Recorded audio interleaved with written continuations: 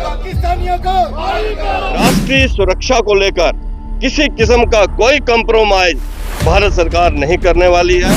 Bharatiya Janata party जिंदाबाद। देश उस शहादत को कभी नहीं भूलेगा, ना देश उस घटना को भूलेगा। ये भारत की सिक्योरिटी की थ्रेट का मामला है। ये स्लीपर सेल भी हो सकते हैं। आतंकवादियों को जिन्होंने ये घटना को अंजाम दिया है, उनकी कफन पर आखिरी कील जो है वो साबित होगा।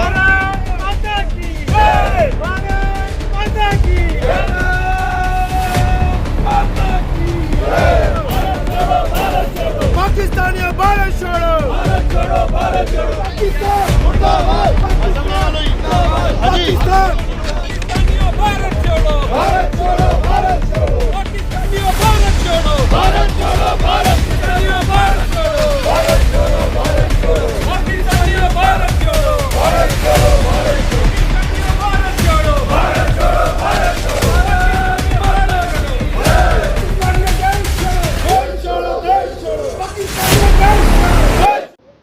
पहलगाम के अंदर 26 टूरिस्ट जो वहां पर टूरिस्ट आए हुए थे, उनमें से 26 टूरिस्ट को आतंकवादियों ने कायराना हमला करके धर्म पूछकर मौत की घाट उतारा।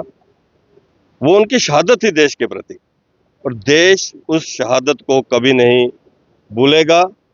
ना देश उस घटना को भूलेगा, ना ही आतंकवादियों को जिन्होंने जो उस घटना को अंजाम दिया है उनको माफ करेगा।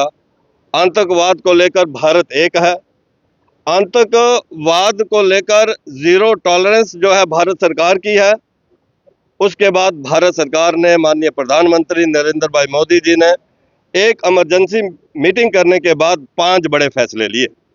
उसमें एक बड़ा फैसला, नाजायज तौर पर जो पाकिस्तानी भारत के किसी भी कोने में रह रहे हैं, चाहे वो टूरिस्ट वीज़ा पे आने के बाद, वीज़ा ख़त्म होने के बाद यहाँ पर रह रहे हैं, उनकी अवधि ख़त्म हो गई है, हेल्थ वीज़ा पे आए, 2 महीने के लिए आए लेकिन 2 साल हो गए हैं तो यहाँ रह रहे हैं, या लॉन्ग टर्म वीज़ा जो है अप्लाई किया है और वीज़ा किसी कारण नहीं मिला है, ऐसे या और भी किसी कारण से इल्लीगल तरीके से जो पाकिस्तानी भारत के अंदर रह रहे हैं, जम्मू कश्मीर के अंदर रह रहे हैं, उनको आइडेंटिफाई करके वापस पाकिस्तान भेजा जाए। ये एक बड़ा फैसला था। अंदर भी बड़े ऐसे पाकिस्तानी जो इल्लीगल तरीके से पिछले कई वर्षों से जम्मू कश्मीर के अलग अलग ज़िलों के अंदर रह रहे थे, उनको भी आइडेंटिफाई किया गया, उनको भी जो है पाकिस्तान जो है भेजा जा रहा है।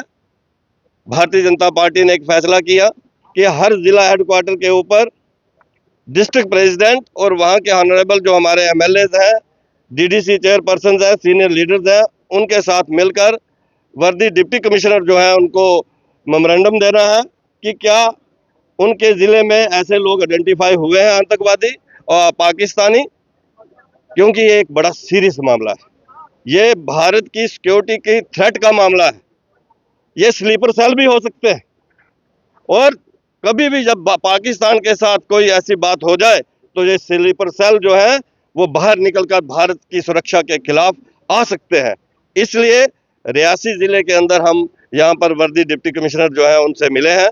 हमने उनसे बात की है कि एक बार फिर अच्छे से यह रियासी ज़िले में देखा जाए, कोई भी पाकिस्तानी जो इलीगली यहाँ पर रह रहा है, उनके डॉक्यूमेंट्स वेरीफाई किए जाए। डॉक्यूमेंट्स वेरीफाई करने के बाद ही ये फैसला लेकर उनको यहाँ से भेजा जाए। मैं इतना कहना चाहूँगा, जो पहलगाम के अंदर घटा, वो आज भी 140 करोड़ लोग जब उसके बारे में भारत के लोग सोचते हैं, सिर उठते हैं, नींद नहीं आती है।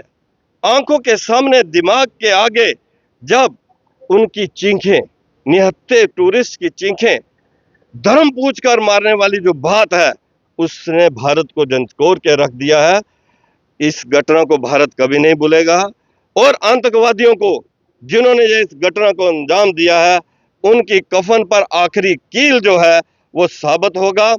मैं इतना कहना चाहूँगा, राष्ट्रीय सुरक्षा को लेकर किसी किस्म का कोई कंप्रोमाइज भारत सरकार नहीं करने वाली है। कोई भी पाकिस्तानी जो इलीगल यहाँ पर रह रहा है, जो लोग तो लॉन्ग टर्म वीजा पर यहाँ पर रह रहे हैं, डिप्लोमेटिक तरीके से उनका वीजा यहाँ पर है, या लीगल वीजा जहाँ पर है, उनको छेड़े बिना जो इलीगल तरीके से यहाँ पर रह रहे हैं, उनको बाहर भेजने का जो रास्ता जो है भारत सरकार ने दिखाया है। हम भारत नरेंद्र भाई मोदी जी के साथ हैं, उनके हर फैसले के साथ हैं, और आतंकवादियों को एक कड़ी से कड़ी सजा दी जाए।